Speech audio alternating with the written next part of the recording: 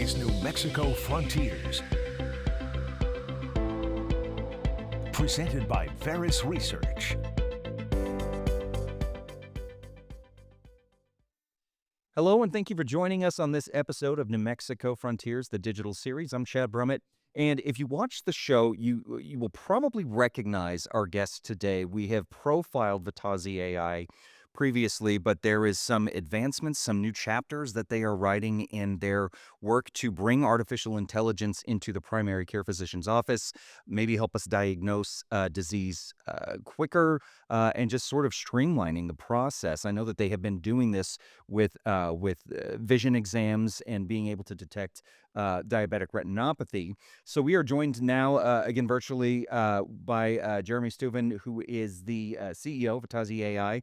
And Jeremy, first of all, good to see you again. Again, virtually seeing you, but always a pleasure to talk to you. Before we dive in on some of the new developments with Vitazi AI, for the folks that have not seen the previous story we did with you, tell us a little bit about the company and what you do. Yeah, awesome. Well, thank you so much for giving me the opportunity to tell the world what we're doing at Vitazi AI. We're really excited. We have a fantastic team. Vitazi AI was started with the vision of becoming the new vital sign. Chad, it's interesting as a physician, we look at the eye and we see an eye with potentially eye disease, but the retina is just filled with all kinds of tells about our systemic health. And when we scan that retina, we can now apply AI and we can learn so much about you as a person. And that helps us to take better care of our patients. Screening, as you know, is not something we do very good at, unfortunately. It's usually very sort of invasive. You'll often have to go to a certain place. And so by going in and seeing your doctor and getting a scan of your eye, we're really excited about this possibility that we can tell you about all kinds of different health problems. And from there, what kind of treatments we may need to take on to avoid progression of disease, in some cases, reverse disease. The future, as you know, with genetics and genomic sequencing, we're now starting to reverse diseases from a genetic perspective. And so if we can get tells about diseases that may be evolving for our patients, that really makes a big difference. So Vitazi AI is a group of technologists, doctors, ophthalmologists, and experts on the retina. And we're building a software company around the concept that we're going to look at the retina and detect disease. So we'll unpack here in a couple minutes some of the different diseases and different conditions you might be able to see with this technology, but to just kind of break down how the AI is being employed and what it's doing. And correct me if I'm wrong on this, Jeremy, but essentially you're taking a series of images and you're kind of looking over time, AI, artificial intelligence, kind of looking for anomalies or growth or changes in that imaging. Is that correct? Or is that kind of how the technology works and how it does it? Yeah, a series of images is always better because, of course, you have something to compare it to. So you're right. A series of images is always more valuable. But in some cases, we can actually look at an image and tell for the first time that there may be some disease there. And there are many diseases, and I just want to be clear that these are not all diseases that we'll be able to tell you about on day one. It does take time, you need lots of data, but these will be goals. These are things that we believe that looking at the retina on a routine basis will be able to glean insights about a person's health. Gotcha. What are some of the conditions that using this technology that you're hoping or that we are currently able to detect? Yeah, great question. So, diabetic retinopathy is a condition that disproportionately affects diabetics. To give you a sense, New Mexico, for example, we have 200,000 plus diabetics. Around the world, we're talking 500 million or more. And as much as I'm supportive of medications that help, Ozempic isn't going to fix it all. We have disproportionately, unfortunately, diabetes does affect people that maybe don't have as much money or resources or the means to be able to get in to see a doctor. Unfortunately, this disease does affect the eye, and when it progresses, we end up with vision loss and blindness, and that's a pretty substantial disposition for somebody that now can't work their job or even drive a car, get around. About 10 to 30% of diabetics will go on to develop this condition, and right now, our system can detect diabetic retinopathy when present with about 95% accuracy. And we know this because we've run it through a couple 100,000 patients in Mexico today. We're working with an organization called Clínicas del Azúcar there in Mexico, out of Monterrey, Mexico. They have 20 to 30 clinics. It's always changing, so I'm not sure how many they have today, but we see several thousand cases every month. We QA that process with board certified ophthalmologists here in the US that are retinal trained, and we know that it's working very well. So we feel comfortable with that. There are other diseases on the frontier. Things, for example, in the early days of studies, although one in particular that's a lot of interest to us is Alzheimer's dementia. So Alzheimer's, turns out there are some changes that happen in your retina that could happen 6, 7 years ahead of time. There's a great meta-analysis for those that are interested. There are 40 plus different studies looking at this very topic. There is debate amongst physicians as to what in the retina in particular is the source of this. We believe that it's the fractals of the retina itself, meaning the branches of the arterioles in the back of the retina that you're looking at, you're right, in a two-dimensional image, and then you apply AI to see if these changes are resulting in tells of Alzheimer's dementia. Of course, it's not 100%. You would still need to go on and see somebody after this. This is not a definitive diagnosis, but it could, lead you to see a neurologist, for example, who could do some additional testing. Parkinson's disease. We're going to open up a pilot over at the University of New Mexico in two different areas: traumatic brain injury. So traumatic brain injuries, notoriously difficult head injuries, right? This is concussions, guys. So you see, a patient in the emergency room where I worked for many, many years, get a CT scan. Oops, I don't know, and so the doctor kind of looks at you like, I don't know if you had it or not. And the patients are kind of dissatisfied with that. And we all know, after the movie Concussion with Will Smith, and of course that was based on a true story, that head injuries are bad and they cause this bleeding in the tissue of the brain. So if we had if we had sort of a surrogate that we could look at, wouldn't that be helpful? We could then clear people to go back to sports. Hypertensive retinopathy for people with high blood pressure. If the blood pressure gets so high that it injures your kidneys, it may also injure your retina and cause image problems and blindness. So lots of things on the frontier. Again, diabetic retinopathy is the space that we're most focused on. That's where we've developed the technology to date. But the future is really bright for Vitazi. Yeah. And you hear time and again, so many times that with various diseases, they always say early detection is key. So when you're talking about something like Alzheimer's dementia, my grandmother suffered from dementia in the later stages of her life as well. So obviously I know that experience. And if there's anything that we can maybe get as much time, even just a little bit of extra time, that might be helpful. And so this seems like a great use of artificial intelligence and the technology. um, let's talk a little bit about the move up to Santa Fe. Now, when we previously spoke, I know you were down here working and developing in Albuquerque, but we've now also moved up to Santa Fe. So tell us about this transition and what that means for Vitazi AI as we continue to grow and expand. Yeah, so Santa Fe, obviously, for your viewers that are familiar, has this very rich history of creativity and innovation for the longest time. The Santa Fe Business Incubator offers us a unique opportunity there in Santa Fe to develop the Vitazi technology amongst our cohorts. We have another company that's developing a particular three-dimensional hood that goes on the top of our devices to be able to capture those retinal images with greater fidelity. We have another organization that's helped us with some of our AI development. Of course, we're surrounded by small businesses and startups in particular that are in need of resources, everything from accounting resources to financial to others.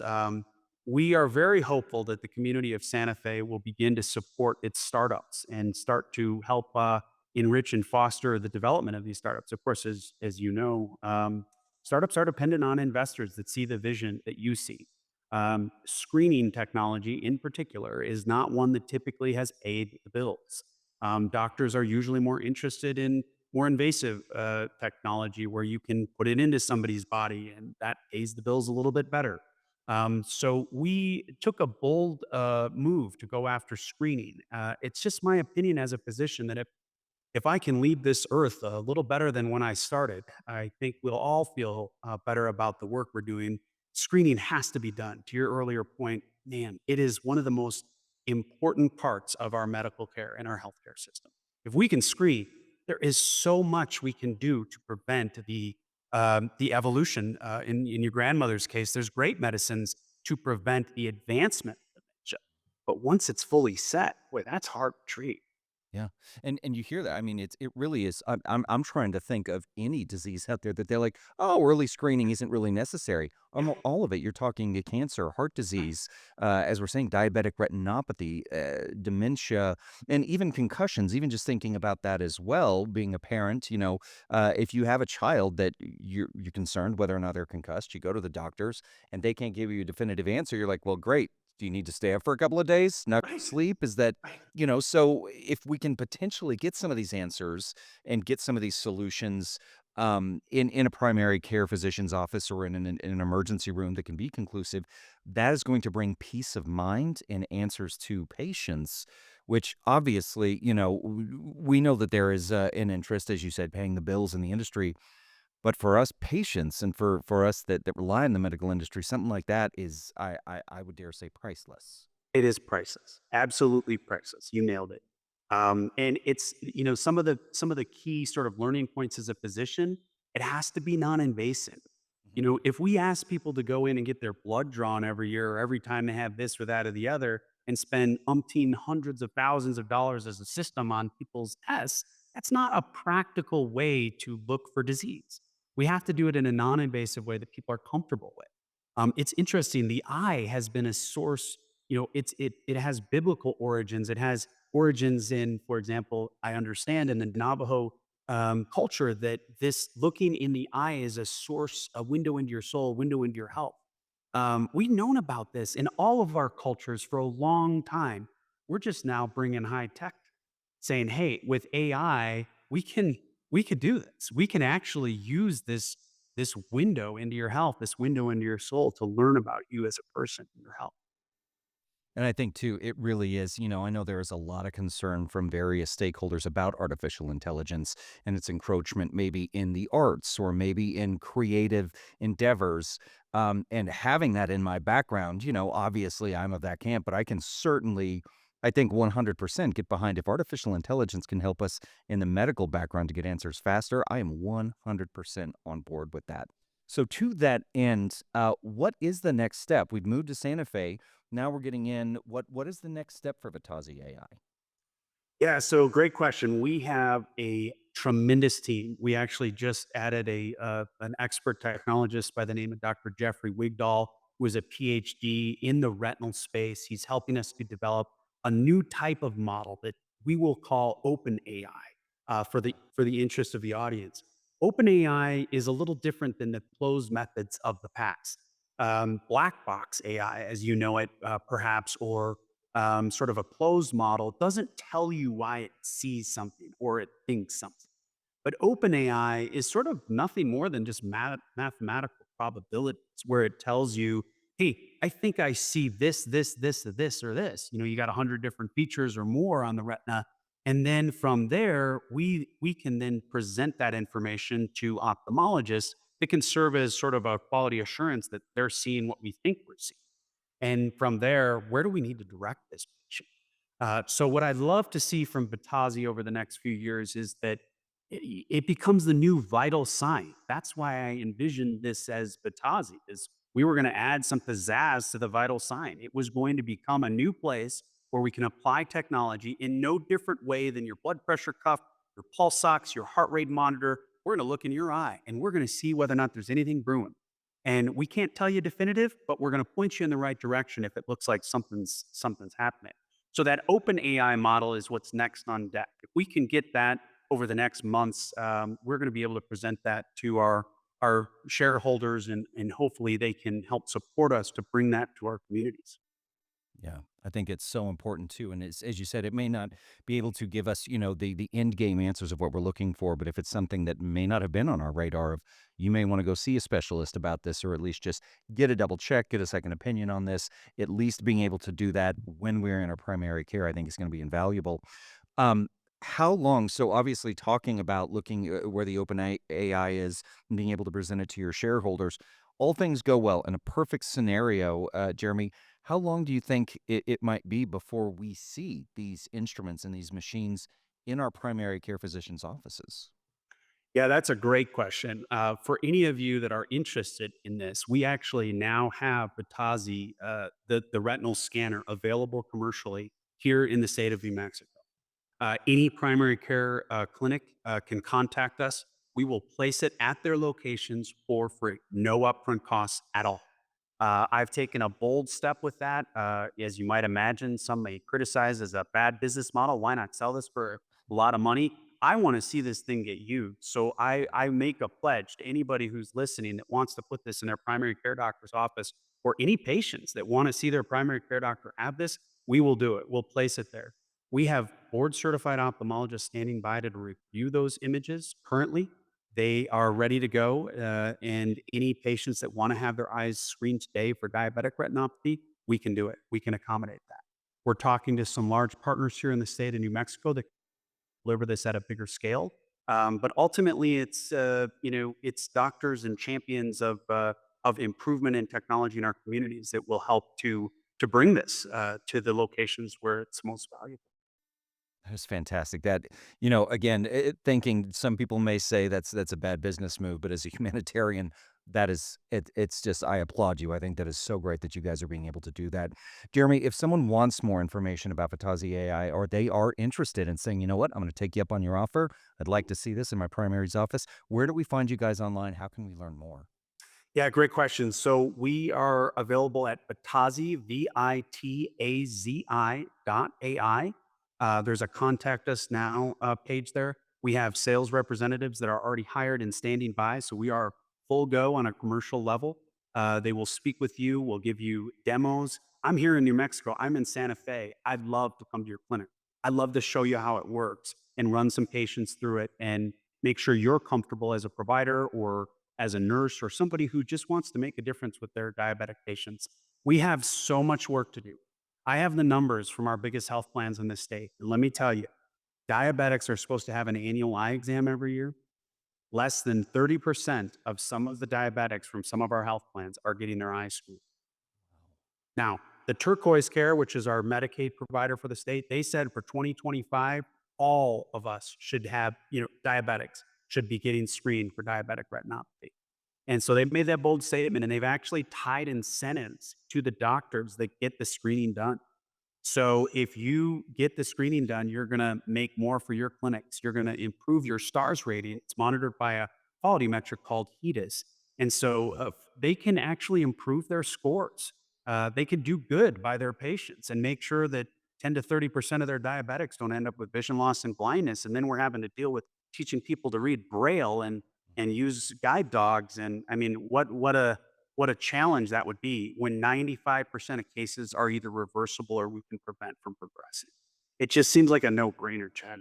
Yeah, and it really does. And you think about potentially if there is a way to get ahead of these, the amount of money that could be saved with, for especially for consumers, not having to go down that when the treatment, when the options get infinitely more expensive versus being able to reverse it early on in its early stages. So I think the proof of concept I think is really there, and it seems like it's a matter of time before we can get these in more and more physicians' offices and potentially to present or prevent some of these diseases. Yeah. And I'll tell you, we did such a great job during COVID with vaccinations in the state. I'm really proud of that, having graduated from the University of New Mexico residency program. We can do the same thing for diabetic retinopathy. I can tell you for sure, we can do it. We could get 70 or 80% of our diabetics screened for diabetic retinopathy every year with the cooperation of our communities. And this is a locally made product. I mean, this is local, it is a physician founded product. I mean, we're a lot of physicians standing behind this product, physicians at Eye Associates in New Mexico and other places. We're here. We're ready to help. We just need a chance from our primary care endocrine community organizations, from our large integrated delivery networks. We can do it. That's fantastic, Jeremy. It is always a pleasure to talk to you, and I am really excited when the next time we come back around for the next big step in Vitazi AI's journey. Appreciate all that you are doing. Looking forward to the next time that we can chat. Thank you for your time today, my friend. Hey, Chad, thank you. And congratulations on the Emmy. You're doing fantastic work, and I appreciate all you do for the state of New Mexico. I'm so proud to be a resident of this state. Thank you. Likewise, appreciate it. And again, folks at home, if you want more information on this, if you want to dive into more about Vitazi AI, I do encourage you to watch our previous story about on New Mexico Frontiers. We also will post links to Vitazi AI on our website. Until next time, again, I'm Chad Brummett, and this has been New Mexico Frontiers, the digital series.